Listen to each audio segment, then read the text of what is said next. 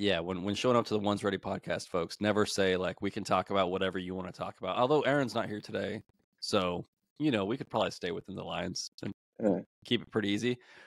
Welcome back, everybody. Our guest today, Chief Master Sergeant Josh Leonard. When was the last time you were on, Josh? Oh man, it was about a year and a half ago. About a year and a half ago. Yeah, it's been because it was what was it, 23? Yeah, 22. The end of summer of 22 is when I was on, man. So right before I went on the Hill. Yeah, so kind of a lot's happened since then, right? Oh yeah, tons of stuff, man. Well, for everybody listening, go listen to the last episode we did. It was all about, Chief here about to go up on the Hill and do political things with political people. I don't know what any of that means. But you're kind of like, you did that and now you're moving on to something else. So like, if you don't mind, give everybody the update, like what happened? Yeah, man. So based off the last episode, man, we talked about the fellowship, man, of being a part of the legislative liaison. So getting the opportunity to go on the Hill. So January of 23, I got to go on the Hill. I worked in Senator Bozeman's office, and I worked in his office for a year. So I did his defense and veterans portfolios. And so there's a little bit difference between working on the House side and working on the Senator side. On the Senate side, they call us the bougie side because we get like a bigger team. There's only 100 senators, right? So we get a bigger, he or she gets a bigger staff. So we get to kind of go into our niches, right? And work on the things that we like to work on. On the House side, the smaller teams. And so they got to work on a multitude of things. So, but I got a great opportunity, man, to work on the defense portfolio and the veterans portfolio. So some legislation that on the VA side that we were working on. And then also too, on the defense side, I learned a ton about the industrial base and how critical they are to our security, right, to our defense. And so, man, spent a year up there. Worked with some great individuals, Pat and Bradley. Shout out to them, man. They were great teammates, man, and learned a lot from them. And they're still doing great things on the Hill. Bradley went, and now he's on SVAC committee. Senate Veterans Affairs Committee, right? I have to give those acronyms out there, but yeah, because I don't know them. We're like who? What is that? I don't know. Is that good or bad? Or I don't know. Sounds all. I don't know. Is that a self-guided missile or how does that? But yeah, so he's doing big things, man. Pat is killing the game, man, and so, man, it was a phenomenal experience working on the Hill for a year, and now I transitioned back to the Pentagon, and I work in SAF FML, which is basically the budget side of legislative liaison. So I'm on the strat team where we advise the top 8 of the DAF. And then I also specifically have the SimSAF and SimSIF portfolio. So anytime they engage Congress from an appropriations perspective, I advise them to make sure that, they're saying and doing the right things to get funding. So you must have been busy then recently, because weren't they just wasn't SimSAF just on Capitol Hill? No, great question. Yeah, no, she was. Both SimSAF and SimSIF were on the Hill on the House side for the Quality of Life panel. I was not involved in that just because I was just transitioning back from being on the Hill, and then I was going to the chief leadership course, and I had some leave and stuff like that, and so I didn't get too heavily involved in that. I paid attention, I watched the hearing, but I wasn't involved in that process. So. Yeah, and for everybody listening, the SimSAF is the Chief Master Sergeant of the Air Force, right? Oh, CSAF is the SAF. And so, like, you're advising the top people in the Air Force on stuff, right? That they're gonna to move forward through like the SecDef and all that other stuff back to Congress.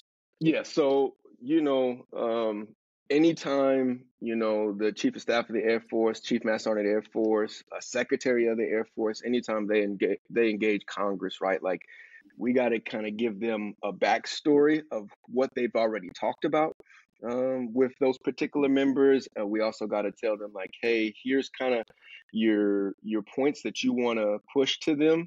If you want to get funding in a specific area, here's some highlights of what that particular member is doing in their district, right? So to be helpful the principal. The principal is the Secretary of the Air Force or whatever, right? As they're talking to that member. So just kind of give them a little bit of guidance of, hey, here's what you previously talked about. Here's what you want to talk about. Here's your main points of what you want to get across to them. And here's their main points of what they want to get across to you. So, so it's pretty fun sometimes, to be honest with you. But what I will say is I realized this last year on the Hill, I am not a staffer. I'm not a behind the desk kind of guy. And so I'm like, okay, man, it was a lot of learning for me and a lot of humility. So is that what staff generally is there, is more of cubicle behind the desk admin work? Or is it like, I mean, I could see it doing that, or I could see it being part of, okay, I've got to go visit this representative's folks. I got to go, in terms of talking and coordination and going, hey, what are you guys working on? And what are you guys, and hey, we can tit for tat kind of thing.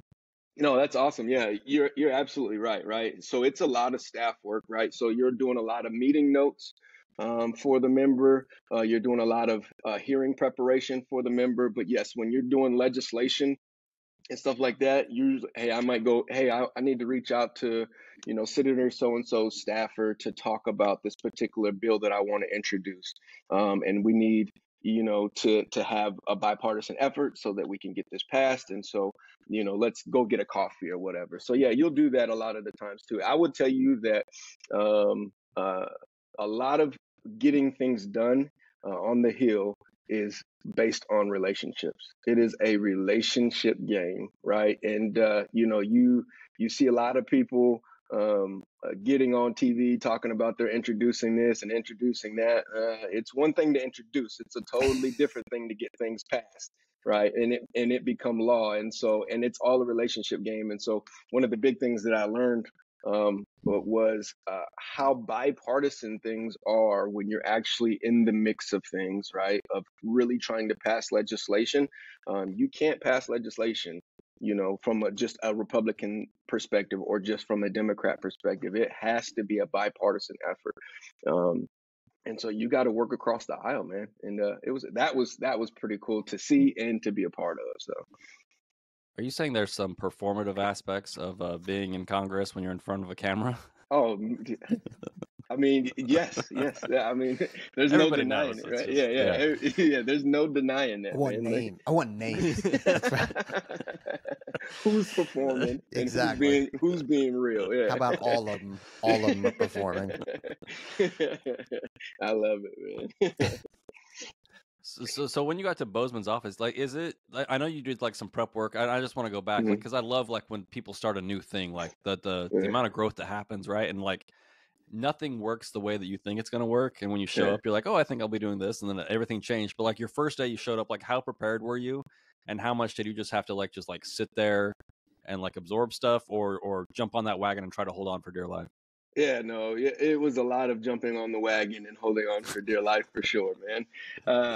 So I will say that our program, the Air Force's fellowship program, is different from like the Army and from the Marines. Like they have the same fellowship programs, but the way that they prepare their people prior to going to the Hill, I think is a lot better than what the Air Force does, right? I feel like, so we get like a 2-week kind of introductory course prior to going to the Hill, but it's like a fire hose, very basic, like you just, right? And so, and then the Army and the Marines, what they do is they have a master's program.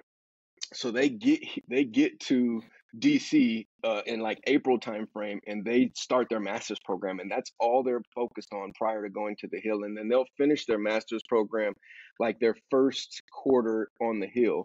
And so like they have like, I wouldn't say an in-depth knowledge, but a lot more knowledge than what we would have going into the Hill. And so had I did it all over again, I probably would have tried to, immerse myself more in the knowledge aspect prior to going on the Hill.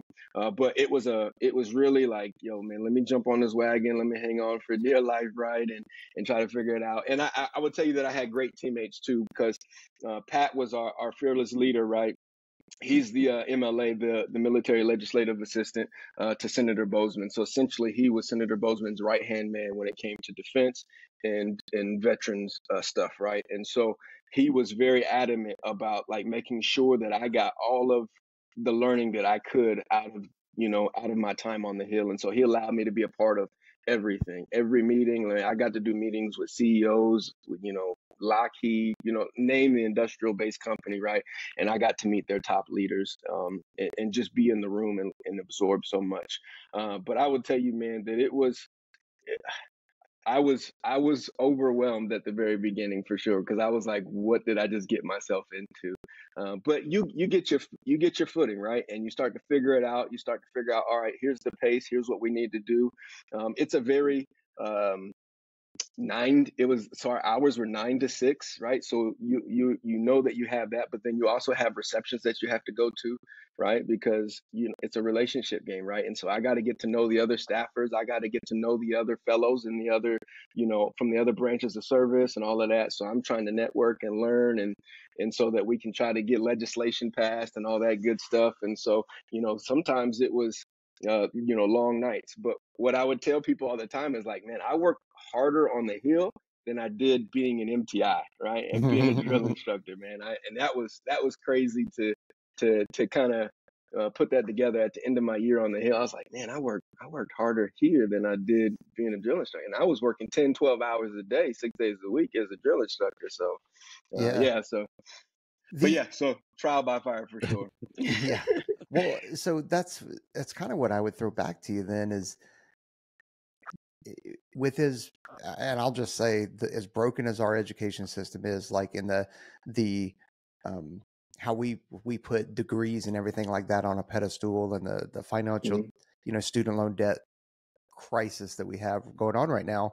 You're talking about the master's degree, which is, hey, that's awesome. Self-improvement, education, that kind of stuff. I would throw back to you. I think that the education that you got through that sitting in there and that experience is probably more fruitful and more beneficial than what you would have gotten getting that master's. Oh yeah, for sure. I would agree with that 100%. Like, I don't feel like the master's would have benefited me on the back end, right? Like, I feel like, yes, the experience of being on the Hill was that's really what I needed, right? I'm saying from a master's degree perspective, I think that they were more prepared to go on the Hill and understanding the concepts, the background of Congress, how it operated, how it operates and all that stuff like that. So yes, I agree with you 100%. The knowledge and the experience that I gained of being on the Hill, holy crap, man! Like, it's funny. Oh, go ahead. No, go for it. Yeah, I was just gonna say, like some of the, sitting in like CLC, the Chief Leadership course, right, and hearing how people talk versus like where the Air Force is going, where DoD is going from a strategic level. I'm like, all right, guys, we're kind of missing the point, man. Here's some things that you want to be keyed in on so that you understand, yes, at the squadron level, they're doing this, but here's the reason why they're doing this from a DoD strategic level. So you're 100% right. 100% yeah, and that's why that's why that whole CLC portion is important, because we've got to be able to connect the strategic vision to the operational vision to the tactical vision, all the way down to the squadron and the flights and stuff like that. So, I mean, all that makes sense. I throw it out there because I'm in a world with predominantly officers, and so IDE and SDE, which are school programs for those out there that aren't familiar with it, where you can apply. Not every officer gets picked up, but they can go to, Harvard, Stanford, Princeton, all these, amazing schools as part of their development. But one of the arguments is like, okay, well, sure, they can go to this school, but is it actually better for us to send them to, a staff job or something like that, or a legislative liaison? Because their experience will actually give them a better education and better them and better whatever organization they end up going to later on. Yeah, I agree with that, man. Steve Hart, man, at CLC, the Chief Leadership course, he had mentioned that too. Was like, yo, all of these officers, they're great, right? They're getting all of this education, but what they're missing from on the enlisted side is that the enlisted folks are getting all of this experience of leadership knowledge, right? And they know how to lead people effectively, right? And so knowing how to lead on that level from a strategic perspective, sitting in a staff office and understanding how the industrial base works, how that is connected to DoD and how they are, working acquisitions in their budget and all that stuff like that, right? So that I can bring that back and I can advise commanders on a whole different level simply because of the experience that I had. So yes, back to your point, right? Like having a master's degree, I don't think outweighs your experience. I think, honestly, your experience outweighs a degree because yeah, I can have the knowledge, I can read the book, right? But at the end of the day, until I put it into practice and I operate on that, it becomes nature. It becomes and you realize natural that they to me. don't follow the book at all. Yeah. That book is BS because they don't follow it, just like we don't follow doctrine. That's true. Easy. Yeah. Well, did you ever see that, Josh, when you're up on the Hill, when people would say like, hey, if we do this here at this level way up here, this is what it will look like down in like the trenches, down in the weeds. And like especially as an enlisted guy, you did the MTI thing. You've been from the ground level all the way up. And like, did you ever see them kind of like miss the mark? You're like, that's not really what that is going to look like once it gets down to the bottom. Yeah, I think you see consternation, right? Because the message is not trickling back and forth, right? I think that from the strategic level, you have, they have their mindset set on certain things, right? Hey, we got to be focused in on the pacing threat. We got to be focused in on, how are we going to make sure that we restock our stockpiles, right? Like these are the things that they're thinking about. And so they're trying to formulate plans based on that without hearing from the bottom to say, hey, here's what we're struggling with. Here's what we're dealing with. And so you see those repercussions down the line. And I'll give you an example of like MilCon, right? It's the funding for buildings and stuff like that for construction. Military construction is what it is, right? MilCon, military construction. And so you see that like with the Army. The Army just came out with their $10 billion program where they're redoing dorms and stuff like that, spending $1 billion a year, right? Revitalizing their dorms and stuff. But that was because, they got way far behind. You're seeing issues with MilCon and the Air Force, right? And so the Air Force is trying to, get after those things. And so, yes, I do believe that the messages are not being conveyed back and forth. And so I say also to the other side, right, is that a lot of times the message is trying to be you can see it at the Pentagon level, right? Like top leaders are really trying to get the message down to the squadrons, but I think it gets stifled. I haven't found out exactly where it's getting stifled at, but it's getting stifled prior to getting to the squadron levels, right? And allowing the airmen to hear firsthand, here's where we're going, here's why we're doing that. And here's, we need to get feedback from you, right? I think you'll see that in the coming days, right? With a lot of the stuff that's getting ready to be changed from an Air Force perspective. I think it's a lot of great stuff from the great power competition stuff, right? I think it'll be a lot of great momentum, but I think that there's going to be a lot of feedback that's going to be needed to make sure that we have the right adjustments that were made, right, and to realign ourselves correctly to meet our match, right, to meet that pacing threat. So, well, from where you're at, then, since we're talking about military construction and MilCon and all that kind of stuff, yes, we have fallen behind as a service, as a DoD, and I think personally, and I have zero data to back this up, I just think that it's because we have been so operationally focused and spending so much money on, training, munitions, things downrange, that we've kind of let other things lapse. And now you're right, we're playing catch up. Like $10 billion for the Army just to do that. That's probably just scratching the surface, considering how many bases the Army has, how many people they have at all those to revamp all those dorms. And with inflation and everything the way that it is, things are just really expensive now. So is that what's kind of being talked about up there in terms of, all right, well, now that we've got to start working on our infrastructure, because if our infrastructure isn't solid or on a good path forward, we can't focus on things downrange operationally. Yeah, that's a big question. It is a big question. Yeah. That's why you get paid the big bucks. I think there's a lot that goes into that, right? Like, I think that you have some folks who are concerned about that, right? And I'll speak specifically to Senator Bozeman and his team, because that's really the firsthand knowledge that I got, right? Senator Bozeman is very concerned about the quality of life for the enlisted as a whole, but specifically for him, the Air Force. If you know a little bit of his backstory, he's, his father was in the Air Force, and so he was an enlisted guy, Master Sergeant, 26 years. Right. And so he has a strong passion for the enlisted folks and their quality of life. And so I say that to say that there are folks who are concerned about infrastructure, about making sure that we're taking care of those things. And so one of the things that they do on the Hill is through Senator Bozeman. He's one of the chairs for the Air Force Caucus on the Senate side.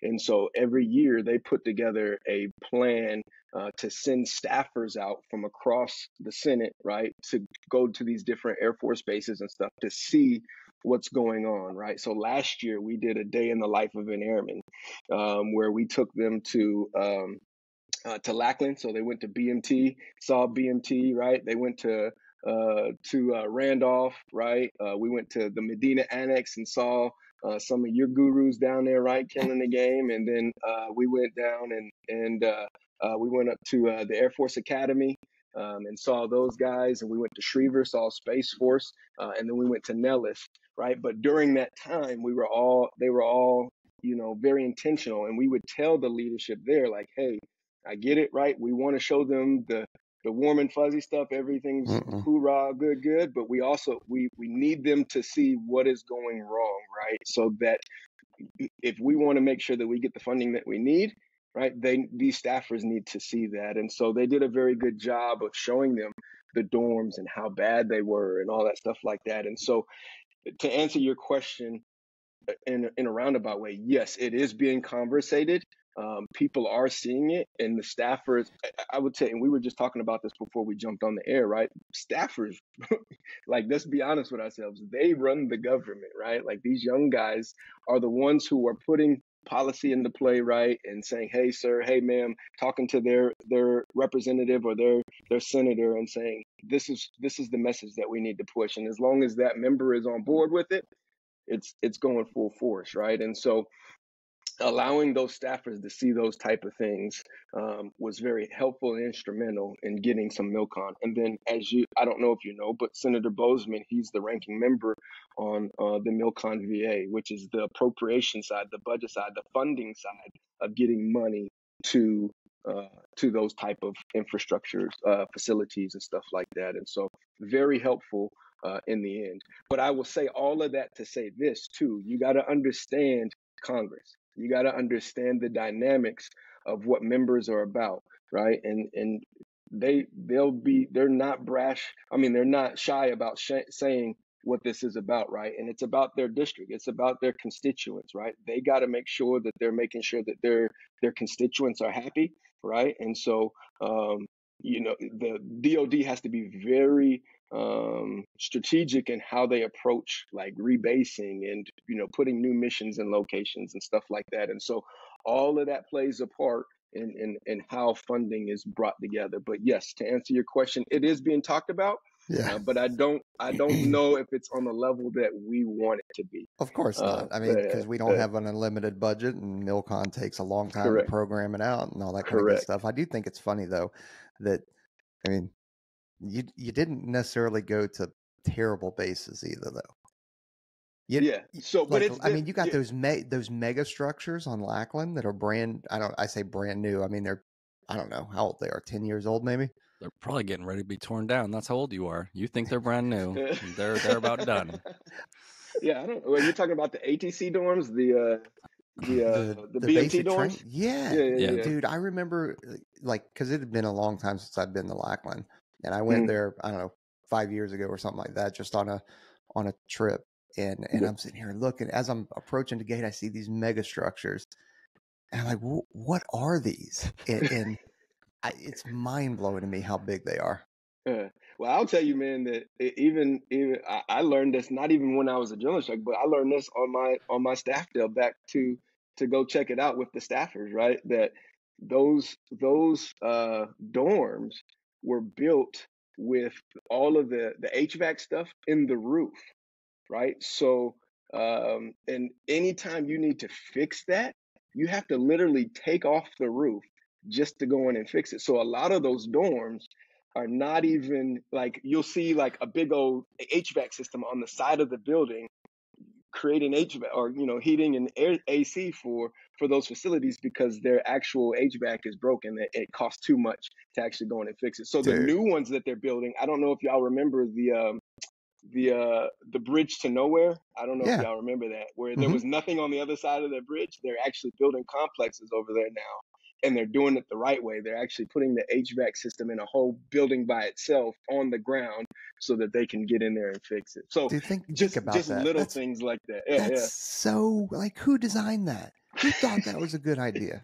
Yeah, yeah. So that's like the things that that you're trying to get after. But to your point, yes, that time we went to they were okay bases and stuff like that, right? I felt like there were still some things that needed to be fixed, but yes, in the grand scheme of things, Air Force Academy, right?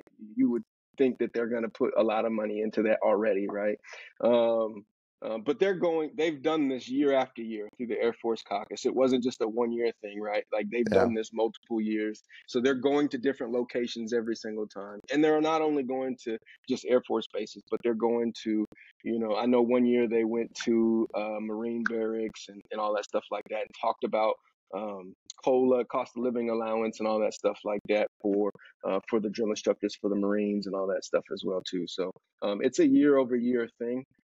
But again, right, I don't think it's being talked about on the level that we want it to be talked about to make sure that the quality of life at home station is still good for our service members. So It's hard. Like if you've tried to build anything in the last few years, there's been like logistical chain problems, just like building a regular building, right? And everything in the military and the government, it's like you take your simple process that they're struggling with anyway because of like the COVID and all these other things that had happened, and then you make it 10 times more complicated and expensive, and then try to make it happen. Like it was a weird time in my life when I was in a meeting and someone started talking about like running out of missiles or rockets or whatever we were trying to get our hands on at the time, and to step back and realize like this isn't some magical process that just happens.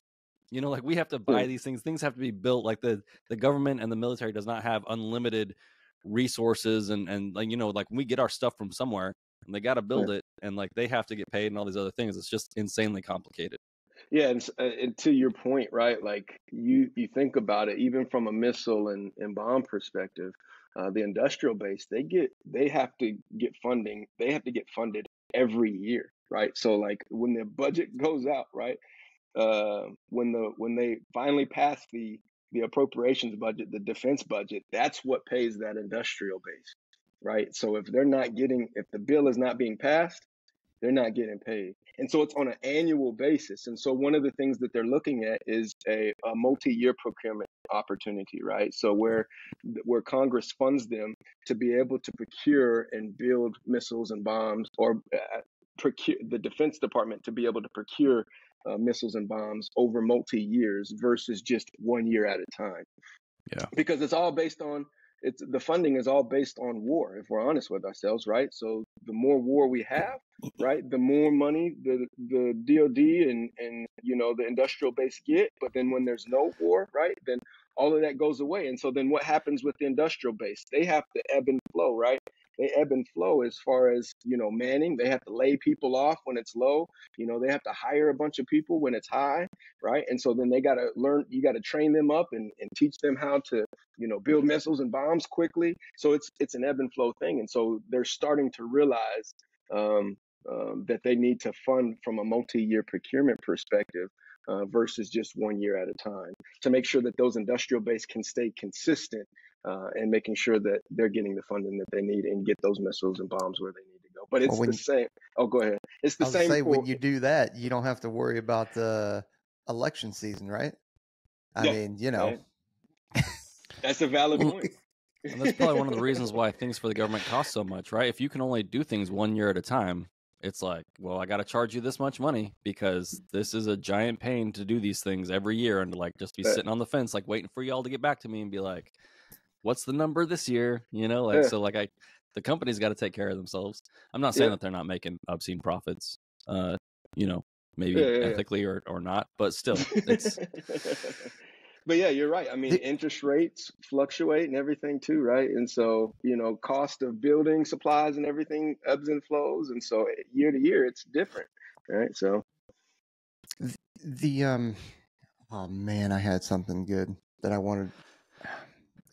Come back to me. Talk amongst yourselves. One of the things is like requirements, right? There's one of the last things I want to talk about, like logistical stuff like this, is like we make fun of them putting the AC stuff in the roof. But like in a normal building that's occupied like 40 hours a week, maybe, that's probably fine. But like our buildings are occupied, like those BMT buildings are occupied 365, 24/7 by a bunch of people, you know, like that we just shove in there, and they're a bunch of mouth breathers, and you know, like things break a lot faster when the ops tempo for the structure is that high. Yeah, no, I agree 100%. And so I think that's something that's on our part from the DoD perspective, right, to make sure that we're hiring the right companies to build our facilities and whatnot. So now you're moving on. So like what? So there is going to be a new Chief Master Sergeant of the Air Force soon, right? Yep. That's who you're March 8th will be the transition ceremony. Chief Master Sergeant of the Air Force Bass, she'll be retiring, and Chief Master Sergeant Flossie will be the new Chief Master Sergeant of the Air Force. He's coming from the Air Force Material Command. How long do you think it's going to take him to get his arms around exactly how all of this works? Because I almost feel bad for this person, but like it'll be kind of fun to watch. It just depends, right? Like, I don't know. To be honest, I'm not too familiar with him. I've talked to other chiefs and stuff like that to kind of get an understanding of who he is. I'm excited to work with him and you know, do the best I can to advise him.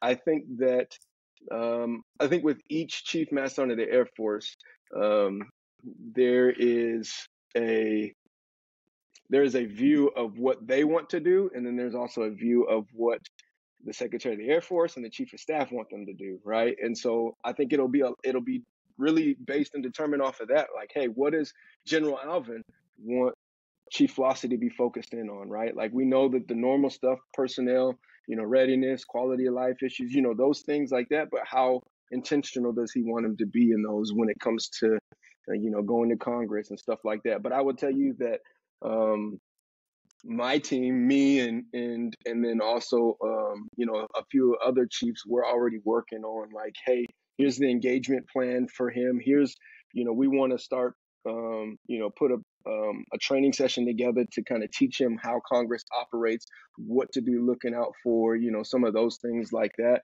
So I think it just depends on him, right, as a person, how quickly he can pick it up. But I think you could tell from, like, you know, Chief Bass, I think she picked it up fairly quickly, but then, you know, it was determined on her, like, hey, what are my initiatives? What are my priorities? What do I want to do? And then, am I going to really make this happen or not? And I think at the end of her term, I think she really kind of got into her groove this last year.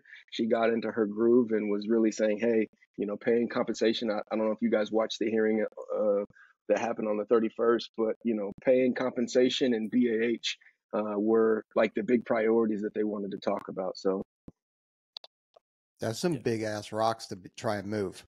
It really is, right? Like that's not some just like, all right, we're good. Yeah, it is. And that's the frustrating part about this, right? Is that every 4 years, a new person comes in, or maybe even less than that, right? And if there's a message that's trying to be pushed, to Congress and honestly to DOD as well, right? To make sure that, the DOD obviously is a stakeholder in this, right? And we got to get them to be on board. And so, to get them all on the same page of, hey, we want to do pay and compensation. We got to look at the military pay chart. It hasn't been updated in over 20 years, right? Things like that. Targeted pay raises, or different opportunities that can be pushed to help when it comes to pay.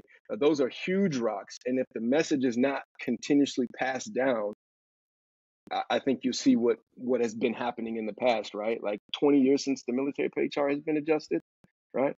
I mean, you see the pay disparity between officer and enlisted, right? I mean, and it continues to widen simply because of the offset of the percentage that's given every year, right? So 5.2% pay raise this year, right?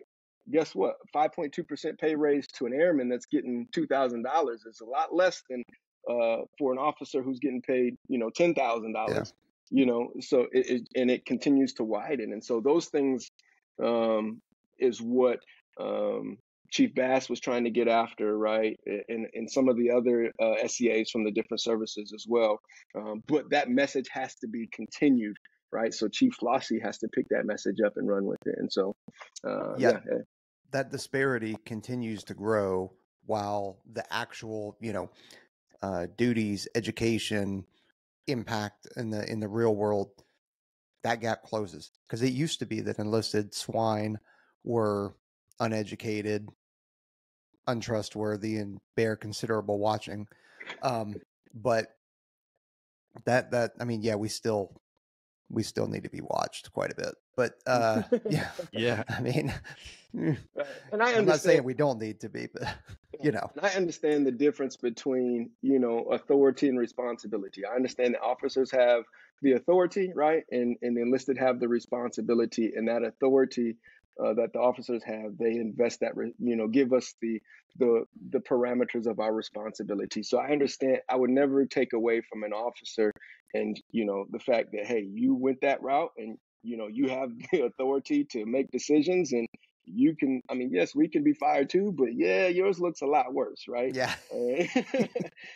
And so, I give them that, right? And so I do believe, like, yes, officers should, continuously be paid more than we do. But I think that there's got to be an adjustment based on, the type of individual that we're bringing in on the enlisted side, to your point, right? People are coming in with master's degrees, bachelor's degrees, and, we had airmen coming in with doctorates, right? And so they're shortening that disparity when it comes to education and experience, and we need to do the same when it comes to pay compensation. And then, as you look in the civilian sector, right, like some of the benefits that we're raving about. Oh yeah, well, we give you free education, and we'll do this and do that for you. Well, the reality is that Papa John's does that for you now, right? You can work at Papa John's and they'll pay for your degree. You can work at Starbucks and they'll pay. You can work at all. You can work at Target and I'm about to go submit an application to Papa John's right now. You know what I mean? Like just little things like that. And so we got to look at different ways of incentivizing our recruiting effort, right? And so I think, man, I'm a services guy through and through, man. Like I love the military. I love what I do. I love putting on the uniform, and I love my country, man. But I think in this day and age, with our younger generation, yes, that is a part of it. But I think that there's got to be more to it. There's got to be more in it for them, if that makes sense. So no, I agree. And so I want to take a quick step back just because of who you were working for Senator Bozeman, but identifying, or is he addressing at all the kind of, since we're talking about disparities, there is a lot of companies out there, especially within the military industrial complex. I won't name any, the big ones, right? That we all know. When I retire or I separate and go apply for a job, they look at my resume and they go, oh, okay, you were enlisted, retired at E whatever. While the other person that I'm interviewing with retired at an 05 or an 06, and they'll go, okay, well, you guys are coming for the same job. You're actually going to do the same exact job. Well, he's a retired 06, so we're going to pay him appropriately. You were retired as an E9. We're going to pay you appropriately, which is actually less. Have you seen that? Or are you aware of that? Two, is Senator Bozeman trying to get after that? Yeah, I'm not aware of that, and that wasn't ever a conversation while I was in the office either. So, man, that's new to me. I've not heard that. Yeah. I didn't know that was happening. That is a thing. Where they looked at whether you were an officer and enlisted, and so there's a pay disparity within the civilian sector being hired on the outside. So no, I had not heard that. Yeah, part of that is because a lot of those folks are retired military, so they are still, and they're old, like they're just old, so they don't know what the actual military looks like now, and the difference and the blurring of lines of jobs and duties and authorities and stuff like that. So they are still stuck in a very, old mindset. And that's actually one of the things that SEAC Troxel is trying to get after, in his afterlife of serving, is he's still trying to change a lot of that stuff. So are a lot of the other, senior enlisted folks that separated, that are, now working for a lot of these companies or advising a lot of these companies, as they're trying to get after that. And then I don't want to say that it's very prolific in all these folks, but I mean, the reason why I know it is because I've had friends that have retired and they're like, dude, you will not believe this shit. Wow. That's crazy. I did not know that at all. That's crazy. Wow. Yeah, not to take a negative everybody should just be enlisted first. We could solve this problem. Everybody should come in enlisted first. Exactly. Get rid of the degree stuff. Shut down the schools that are taxpayer funded for no good reason. And then at your 4 or 6 year mark, you can apply to become an officer or whatever. I wanted to see where you're going with this. That's it. I'm not saying that the Air Force Academy is a giant waste of money, but yeah, I mean, I don't know. I'm not too keen on this, like too in the weeds on it, but I know Australia, like they do it, like they pay you based off of your responsibility, right? So you can be enlisted or officer, but they're going to pay you on the level of responsibility that they give you.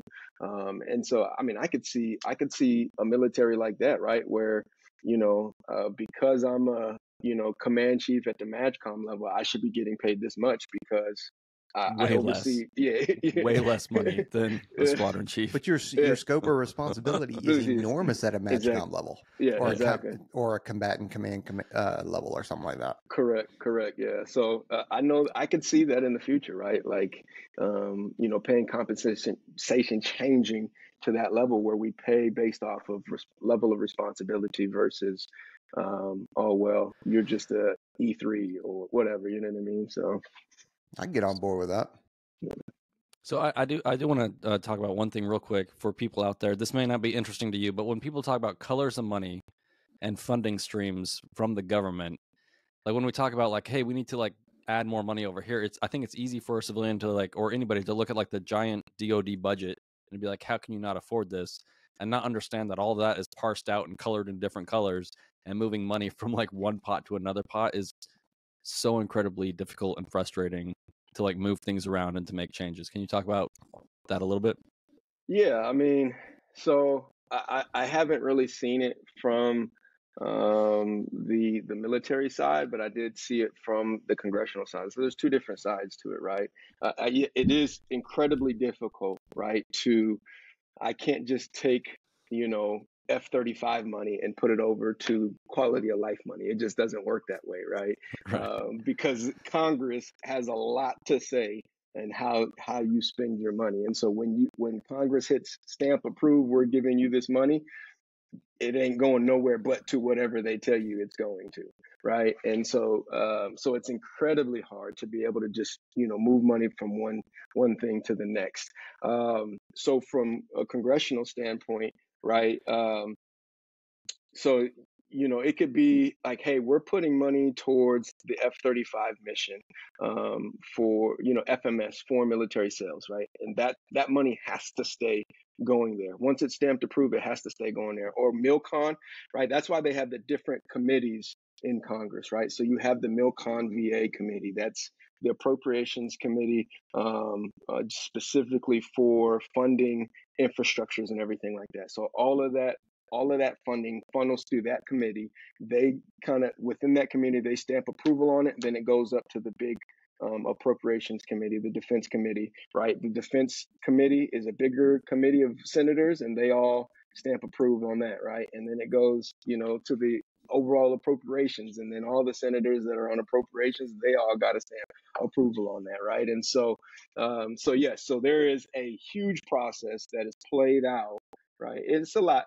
I mean, it can be fast, but a lot of times anything in Congress is probably going to go slow because there's got to be some compromise, right? And so, but each of those fundings, right, it has to, once it's stamped approved by Congress, it's going to that particular thing, and that's it. Like, you're not changing that, right? Now, you can take like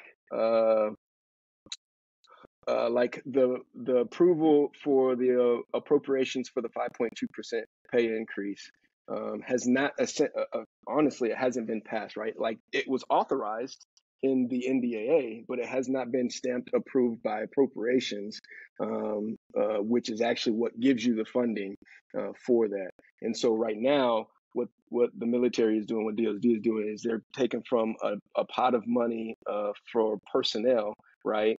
And putting it towards that until they get the funding for the 5.2% pay increase. So through the appropriations budget. I hope that makes sense. I try not to make it too complex, but to answer your question quickly, no, it is hard to pass money from infrastructure to, personnel, or from, F-35 stuff to, infrastructure stuff. It's just not going to happen. So. You know the Always Sunny in Philadelphia meme where Charlie is like in front of the board with all the strings going in all the different directions, and it's like me trying to like there's going to be one of those like Chief Leonard explains, DoD funding, and it's just like strings everywhere. Yeah, it's just atrocious. But it's not easy, and it's very confusing, which is why, it really is.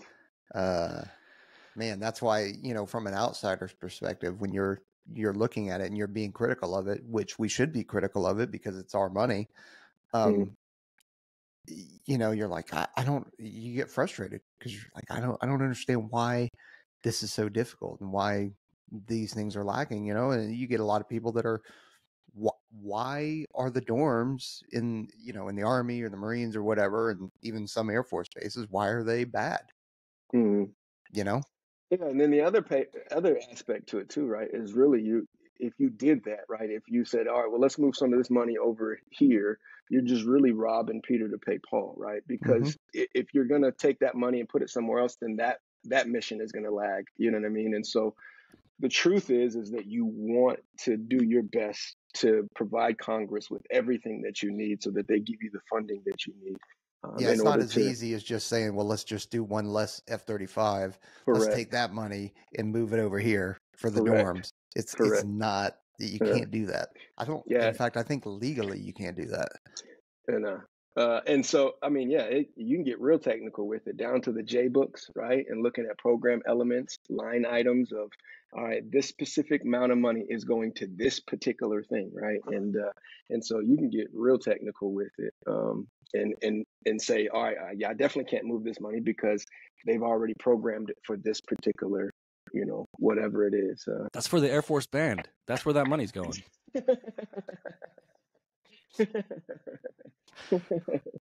No. What a hater. That's all I'm saying. I didn't even say anything negative about it. I just said that's where the money's going. Don't knock those guys that play the flute, man. They good. You know what I'm saying? Every job matters. You know what I'm saying? Couldn't even say it with a straight face. Every job matters. So how long are you going to be the like financial advisor liaison person to the SimSAF and all those other folks? So it'll be at least another year. I'm projected to be here until June of 25, but I can leave anywhere if if my 2-star approves it. And I can leave anywhere between January 25 to June of 25. So, but it'll just be kind of depending on, I want to make sure that there's a good transition and make sure that whoever's replacing me is going to be, up to the task and we're solid in that role before leaving. So this is a new role for the enlisted. So it's actually really cool within FML, because last year was the first year that we had an enlisted guy in there. And so he's getting ready to transition out. I'm taking over for him. And so we're really kind of building this role up because they had SimSAF and SimSIF. SimSIF is the Chief Master Sergeant of the Space Force. They had advisors on the authorizing side. So that's all of the policy stuff, authorizing funding. But they never had an advisor from the appropriation side saying, hey, these are the people that you need to talk to because they're going to actually fund what we're authorized, what the other senators. That's and a great plan. Authorized. No one's funding that, right? So exactly. Good job wasting all your time. Yeah. So now having that, having us here, I think is going to be very beneficial to our enlisted corps, and to be able to get after some things from a funding perspective. So hopefully within the next 3 to 5 years, you guys will see some pretty cool things coming out that the senior enlisted advisors to our service, to the DAF, are really putting into play. So that's my hope. Yeah, I'm excited to see what SimSAF Flossie is able to do. Is the SimSIF also swapping out? He just recently swapped out. Okay. It was Chief Toberman, and they swapped out in September timeframe. Now it's Chief Bentavinia. They call him B9 because he has 9 letters in his last name. I was wondering. I saw some email traffic about a B9, and I was like, I don't know who this is. Is that an aircraft? Yeah, that's what comes in red meat, right? That's yeah. But so he just recently swapped out, and so we're working with him to do his 90-day engagement plan on Capitol Hill, man, and really kind of get some things rolling for the Space Force. So yeah, well, that's good because they need it. Not to throw shade at them, but they definitely need it really bad. And the reason why I'm saying that is because you have the Space Force they were created in I'll say kind of hastily created, and they've got an extremely important mission, but they don't know how to for their enlisted corps, their officer corps, and then there's a lot of contractors, a lot of civilians, because of all the technical expertise that are required. Mm-hmm. And their enlisted force is actually struggling right now to find their role as enlisted. Their officer force is struggling because they're trying to find their role as officers, and there's a lot of blending right there for them. So some insider baseball on that, but it's they're learning their way right now, but they're a young force, No comments. I think we might have. No, somebody was trying to call me on my phone. I'm trying to turn my phone off. Dude, what's going? Dude, how freaking rude! Listen up, Senator. I'm on a podcast right now. Yeah. There's 6 people going to see this. Yeah, it's very important. SimSAF, chill out. All right. No, so I agree with you, right? And I think you'll see that with the tech tracks that they're coming out with. They're talking about bringing in warrant officers into the cyber and the tech world of Space Force, right? So that and we talked about this too a little bit in the Chief Leadership course about tech tracks, right? And hey, how do we want this to look from an enlisted perspective? Do we think warrant officers are needed in the Air Force and the Space Force? What career fields do warrant officers need to be in? And so, but I think you'll see some of that in the Space Force in the near future, where you'll have warrant officers in cyber and stuff like that, where they're just specifically focused on the job. They don't need to be worried about leadership or anything like that. And I think that's, to me, I think that's huge, right? Because you got airmen right now that don't want to be leaders. They don't want nothing to do with, oh, I got to supervise 5 people. I got to supervise 20 people. Like, what are you talking about? I just want to do my job. And so, and I think that's going to be advantageous if we take to that and say, hey, let's create a tech route where you're a technical expert, you know your job, you can still promote through that, but you're not going to have to take on the leadership supervisory roles. Now, granted, right, again, this is why I think that we can move to a route of you get paid based on your responsibility, because I think, if I'm going to go the route of taking on that leadership role, right, and having to lead other people and making sure that I have that scope of responsibility, I think those individuals should get paid more, right? Because they're taking on more than what a tech route would be. So, but I think you'll see that, though. I think you'll see that. It'll be interesting to see if they go warrants. It's going to be tough for the Air Force to say no warrants. That's true. I think it'll be it'll be just career field based, though, right? Like, it's not going to be like warrant officers across the board. It'll be like career field specific. These career fields will get warrant officers. You know what I mean? So, yep. Well, for a lot of those career fields, what we have instead of warrant officers are contractors. And how many times do those senior airmen pop smoke and come back the next day, get paid more money, and don't have to supervise anybody just to do the job? And it's not necessarily, I think, that all those senior airmen are loving to get rid of the uniform, but they're like, this is what I want to do. I want to do this job. And the only way to do that is to show up tomorrow in civilian clothes, get paid twice the amount. And like, you're going to pay me more to not take on all this additional responsibility. That's wild. Absolutely. Yep. So the only alibi to that is you don't get to go deploy and actually, do it. That's the only downside. Which is like a huge positive for you. Like, I understand that, but like, I think for these cyber nerds, where are they deploying to? You know? To the cyber gurus, man, they're not going nowhere. They're staying right there. They're deployed in garrison, right? And so, to your point, so then we're doing a disservice to ourselves. We're killing ourselves in that aspect, right? Because if we're saying that you can get out and get paid more as a civilian doing the same exact job, we'll pay you more as a civilian. Like, we're shooting ourselves in the foot at that point. You know what I mean? Yeah, you can get some special warfare warrant officers out there to plug the cyber folks into whatever they want to plug into, wherever it is. So like they're good. It's all gonna work out. Everybody gets warrants, and then we solve all the world's problems. No. Okay, all right. Josh, what was the biggest surprise over the last year of things that you saw, or something that you had to learn that you just didn't expect that you were going to have to do?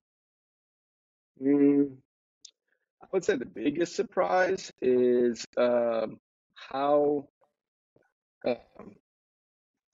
funding works from a congressional perspective, in the sense of like what opportunities senators have.